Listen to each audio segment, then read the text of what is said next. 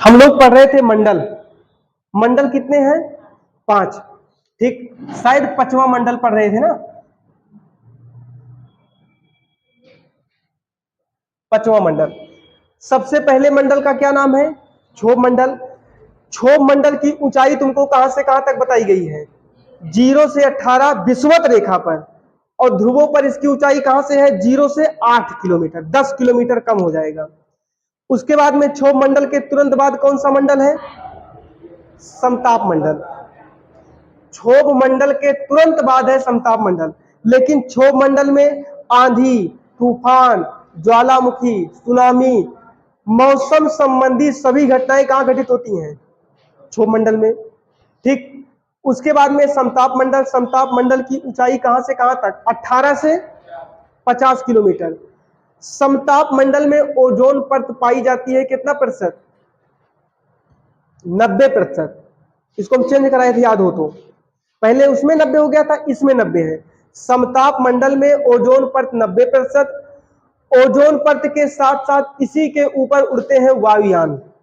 ठीक, क्योंकि ओजोन परत 35 किलोमीटर के बाद समाप्त हो जाती है। तो यहां से 35 किलोमीटर ऊपर क्या उड़ते हैं? वायुयान। यहां पर कोई मौसम संबंधी घटना नहीं होगी। तापमान एकदम नियत रहेगा, तापमान ना घटेगा ना बढ़ेगा। उसके बाद में इसमें एक बादल पाया जाता है। समताप मंडल में कौन सा बादल? मूलाभ बादल पाया जाता है, जो कभी नहीं बरसता है, कभी नहीं बरसेगा। समताप मंडल के ऊपर कौन सा मंडल है? मध्य मंडल। मध्य मंडल की ऊंचाई 50 से 80 किलोमीटर। मध्य मंडल सबसे ठंडा मंडल। यह क्वेश्चन आया है कि सबसे ठंडा मंडल कौन सा है? मध्य मंडल। इसका एक काम है, उल्का पिंड जलकर इसमें क्या हो जाते हैं? नष्ट हो जाते हैं। मध्य मंडल के ऊपर कौन सा मंडल है? आयन मंडल। आयनोस्फीयर कहते हैं मध्य मंडल को, मीजोस्फीयर। आयन मंडल में क्या होता है? आयन मंडल में ऊंचाई के साथ साथ आपको क्या होगी? ठंडी बढ़ेगी। ठीक, आयन मंडल में आयन क्या चीज? अच्छा, गर्मी बढ़ती है। आयनोस्फीयर, हाँ ठीक है। अरे ये ठंडा, फिर गर्मी बढ़ने लगेगी।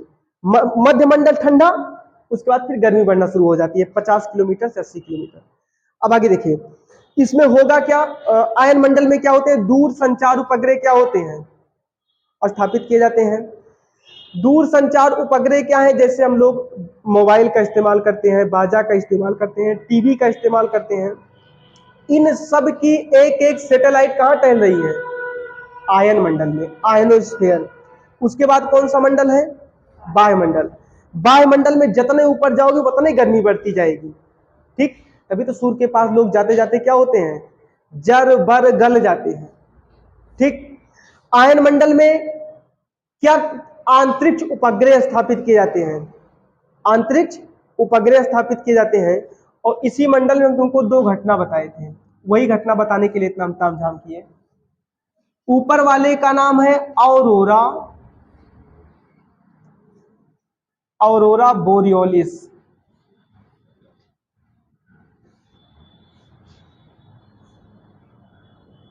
नीचे वाले का क्या नाम है? ऑरोरा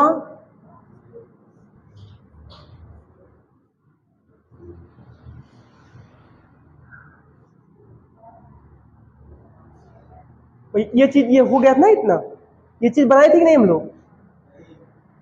ऊपर मतलब बाह्य मंडल, बाह्य मंडल की ऊंचाई 640 किलोमीटर से इनफाइनाइट, अंतरिक्ष जितना टहलिए आप। ठीक, इसमें 2 घटनाएं घटित होती हैं, ऑरोरा बोरियोलिस, ऑरोरा ऑस्ट्रियोलिस। ऑस्ट्रेलिया महाद्वीप नीचे तो ऑस्ट्रियोलिस। ठीक, एक से याद कर लीजिए, दूसरा उल्टा हो जाएगा उसी का। जब जब सूर्य उत्तरी ध्रुव पर चमकेगा, उत्तर ऊपर होता है ना, ये उत्तरी ध्रुव है और ये दक्षिणी ध्रुव। जब सूर्य उत्तरी ध्रुव पर चमकता है तो ऑरोरा बोरियोलिस घटना घटित होती है। जब सूर्य दक्षिणी ध्रुव पर चमकता है तो ऑरोरा ऑस्ट्रियोलिस घटना घटित होती है। लिखिए, लिखिए, जब सूर्य, वही बाह्य मंडल में लिख रहे हैं। ठीक, लिखिए, जब सूर्य उत्तरी ध्रुव पर चमकता है, जब सूर्य उत्तरी ध्रुव पर चमकता है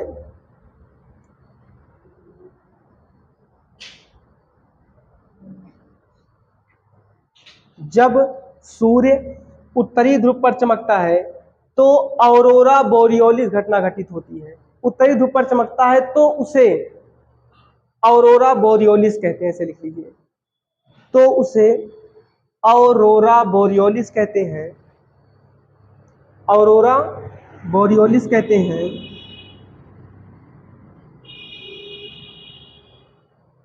और जब दक्षिणी ध्रुव पर चमकता है, और जब दक्षिणी ध्रुव पर चमकता है तो उसे ऑरोरा ऑस्ट्रियोलिस कहते हैं, ऑरोरा ऑस्ट्रियोलिस कहते हैं,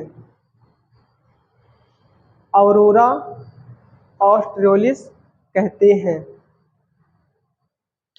हो गया? चलिए, हमारे पांचों मंडल हो गए हैं कंप्लीट। इधर देखिए, हमने विश्व स्तर पर क्या क्या पढ़ा है अभी तक। हमने सभी पर्वतों को पढ़ लिया है। उसके बाद में हमने क्या पढ़ा है? विश्व के ज्वालामुखी, विश्व के भूकंप, और क्या खत्म हो गया? मंडल। महासागर हुआ कि नहीं हुआ? हो गया है। एस आकार, त्रिभुजाकार, एल आकार बताया गया है ना। महासागर हो गया। अभी हमारे पास बचे हैं, मैदान भी हो गया है विश्व का, अगर याद हो तो। अमेजन का मैदान, पेंटागोनिया का मैदान, पंपास का मैदान। हवाएं भी हो गई हैं विश्व की, बिलीबिली, डॉक्टर, हरमट्टम, उर्गा, हो गया है ना। हवाएं भी हो गई हैं। इसके बाद हमारे पास बचा है चट्टान। चट्टान समाप्त करेंगे। और विश्व की नदियां, नदियों से बहुत शॉर्टकट में बताएंगे किस नदी के तट पर कौन शहर है विश्व वाले में। ठीक, तो आज चट्टान पढ़ लीजिए, नदी पढ़ लीजिए। इसके बाद तुमको पृथ्वी के नीचे ले चले हम। पृथ्वी के ऊपर टहल लिए ना, नीचे चलना है। ठीक, चलिए लिखिए, एक हेडिंग लिखो, चट्टान। चट्टान को इंग्लिश में क्या कहते हैं? रॉक्स। ठीक, चट्टान को क्या कहते हैं? रॉक्स।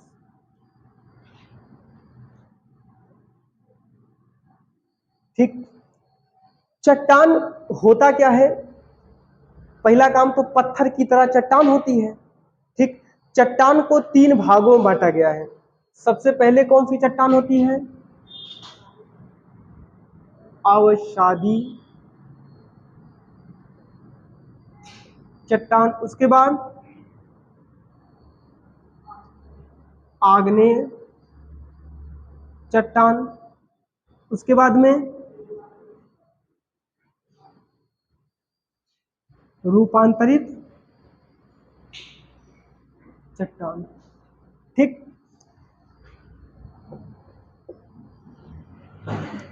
आप पढ़ लीजिए इन दोनों को। यही दोनों आगे चल के रूपांतरित रूप बदल देती हैं। ठीक, यही दो चट्टानें आगे चल के क्या हो जाती हैं? रूपांतरित चट्टान। आग्नेय चट्टान क्या है? अवसादी चट्टान क्या है? आप पहले, अवसादी चट्टान है सेडिमेंट्री रॉक्स। अवसादी चट्टान में होता क्या है? जैसे कहीं पे भी किसी जगह पर कचरा इकट्ठा होता रहे, इकट्ठा होता रहे, इकट्ठा होता रहे, ताप दाब रासायनिक अभिक्रिया के कारण वो क्या हो जाए? जम जाए। जमने के बाद एकदम कठोर हो जाए, चट्टान का रूप धारण कर ले, तो उसी को कहते हैं अवसादी चट्टान। अवसाद के या मलबा के इकट्ठा होने से इसका क्या होता है? निर्माण होता है। ठीक, इसमें परत पाई जाएगी, इसमें परत नहीं पाई जाएगी। परत का मतलब समझिए, जैसे कुछ चट्टानों को तोड़ी ना तो परतें परत टूटती हैं, चिब्बी चिब्बी चिब्बी चिब्बी निकलती है ना। और कुछ को तोड़ेंगे ना तो कितनों ठोके उसमें ऐसे बेडोल टाइप का निकलेगा, चिब्बी नहीं निकलेगी। इसको तोड़ेंगे तो इसमें चिब्बी नहीं निकलेगी, लेकिन इसको तोड़ेंगे तो इसमें चिब्बी निकलेगी। ये परतदार होती हैं और ये परतदार नहीं होती हैं। इनमें दोनों क्वालिटी, ये परतदार भी हो सकती हैं और परतदार नहीं हो सकती हैं, क्योंकि इन्हीं दोनों का ये क्या है? रूपांतरित रूप है। ठीक, तो इन चट्टानों के उदाहरण भी हैं। लिखिए चट्टान। ठीक, पहला काम तो चट्टान क्या है? पहाड़। पर्वत के बाद क्या होता है? पठार। पठार के बाद क्या होता है? मैदान। ठीक, तो पर्वत में ही तुमको क्या मिलेगी? चट्टान। ठीक, लिखिए, चट्टान में लिखिए। लिखिए, यह बहुत ही मजबूत और पथरीली होती है। यह बहुत ही मजबूत और पथरीली होती हैं। बहुत ही क्या होंगी? मजबूत और बहुत ही पथरीली होंगी। ठीक, लिखिए, चट्टान को मुख्य रूप से 3 भागों में बांटा गया है। चट्टान को मुख्य रूप से 3 भागों में बांटा गया है। 3 भागों में बांटा गया है। ठीक, 3 भागों में तीनों का नाम लिखिए, अवसादी चट्टान, आग्नेय चट्टान और रूपांतरित चट्टान।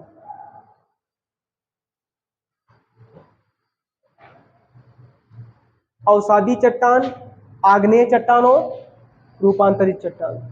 ठीक,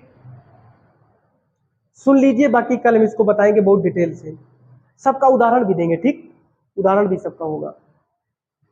जहां पर मलबा इकट्ठा हो जाए और धीरे धीरे ताप दाब रासायनिक अभिक्रिया के कारण ठोस हो जाए, एकदम ठोस हो जाए, तो वो कौन सी चट्टान होगी? अवसाद के इकट्ठा होने से अवसादी चट्टान। आग्नेय चट्टान कैसे होगी? ये जन्म से आग्नेय होती है। ठीक, और रूपांतरित चट्टान कैसे होगी? इन्हीं दोनों को क्या करेंगे? परिवर्तित होंगे तो रूप बदल देगी, रूपांतरित हो जाएगी। इसमें परत होगी, इसमें परत, देखो इसमें परत काहे पड़ जाती है? सपोज कीजिए कुछ दिन, मतलब कुछ लोग उसमें मलबा इकट्ठा किए, मलबा इकट्ठा होने के बाद पत्थर जैसा हो गया और फिर उस पर धूल गर्दा पड़ गई, फिर ऊपर से मलबा डाल दिए, तो जब होगा उसमें परत क्या होगी? पड़ी हुई होगी। इसीलिए चिब्बी चिब्बी चिब्बी चिब्बी क्या होती है? टूटती है। ठीक, संगमरमर वगैरह देखते नहीं है, पत्थर एकदम बराबर से टूट जाते हैं। संगमरमर कभी देखना ना, जो लोग संगमरमर को तोड़ते हैं 3-4 छेनी लगा के इकट्ठे ठोक देंगे, तड़ाक से एकदम सीधा निकल जाता है। वो सब यही कारण, क्योंकि उसमें परत होती है। ठीक, चलिए बाकी कल देखेंगे हम।